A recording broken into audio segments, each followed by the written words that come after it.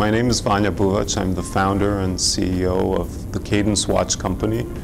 And as the name says, we make watches primarily for, currently for rowers. We make a high-performance stroke rate monitor watch that straps onto your oar and measures stroke rate while you're rowing. We have a patent on that device, and we've been selling it for a good 6 years now. We've also recently expanded into luxury analog watches that we also primarily sell to rowers as graduation gifts and as Christmas presents. What's unique about the company, well, first of all, we have the patent on a stroke rate monitor for rowing that works in any boat. And secondly, from the entrepreneurial perspective here, I'm the only one making watches in the startup community in Philadelphia and more broadly, so that always is a good way to start a conversation with somebody. Well, I was a graduate student at Harvard in Cambridge, Massachusetts, and I was really itching to start a business. And I realized, well, I was a rower, and rowers need to measure stroke rate. There was only one other company that made a stroke rate monitor for rowing, so I started thinking about a better solution, and I came up with the current solution that straps on to your oar, and you can use it in any boat. So as a club rower, I was sometimes rowing a single, sometimes a double, an 8 in the spring, and so forth. So I wanted a stroke rate monitor that was easy to move from boat to boat. And that's pretty much how I got started. The fundamental issue of business is how do you increase revenue? Because if I had the revenue coming in, I knew how to make the devices at a price that would give me profits. So from the very start, it was just pretty much one marketing challenge after another. So the first device I sold was literally on the dock of my boathouse, and the guy paid cash for it once he saw the demo. I said, oh, that's great. So I posted some posters around Cambridge.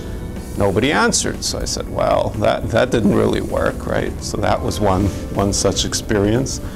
And so I had to figure out, not having come from the marketing background, how to get people to buy things. And that was really the biggest challenge, because I think I was much more knowledgeable about how to make the thing and so forth, whereas I slowly realized that the biggest thing in business is the sales side. If you don't have the top line revenues, you don't have a business, no matter how good your idea is and how cheaply you can make the device and so forth. So,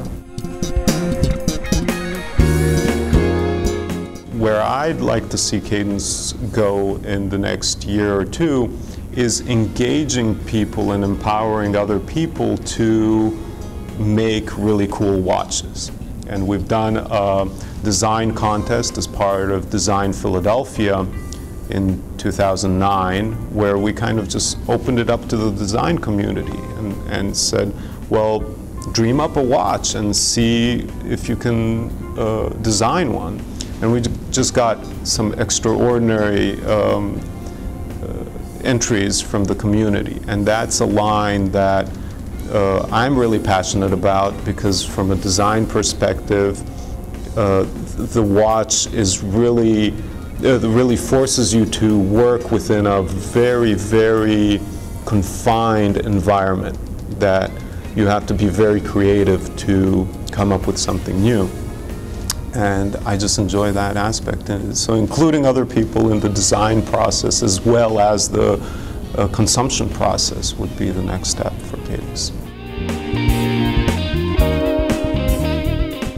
Most valuable thing, and that's going back to the entrepreneurship community here, is meeting with people who are not in your business and discussing it with them and getting ideas from them. that are completely fresh. Because if I go to and meet with my watch designers and manufacturers, they've been doing this. My manufacturer has been making watches for 20 years. He has designers on staff that are just extraordinary, but they come from a very traditional watchmaking background.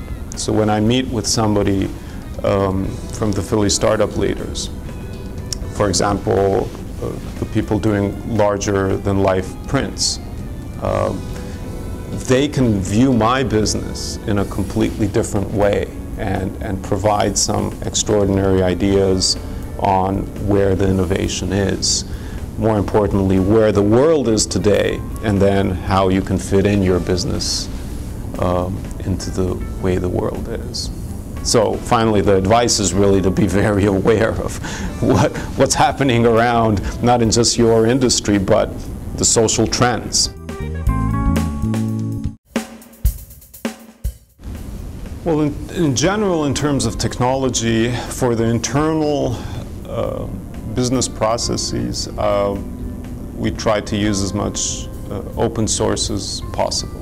And it's really a very practical reason that very often we want to customize the experience. For example, in an e-commerce solution, we want to customize the experience to the customer in a very specific way. That if you're going with a closed source or with a hosted solution, you don't have that option. So very early on, I've consciously chosen open source platforms, which involves a bit more work on the front end, but in the long run, it certainly pays off. So, you know, MySQL is used for, we use it for our accounting system, which is, actually we build it ourselves, so it's not really open source. We just build the accounting system ourselves. And an open source platform for the e-commerce, and for the sales management as well, we use an open source platform.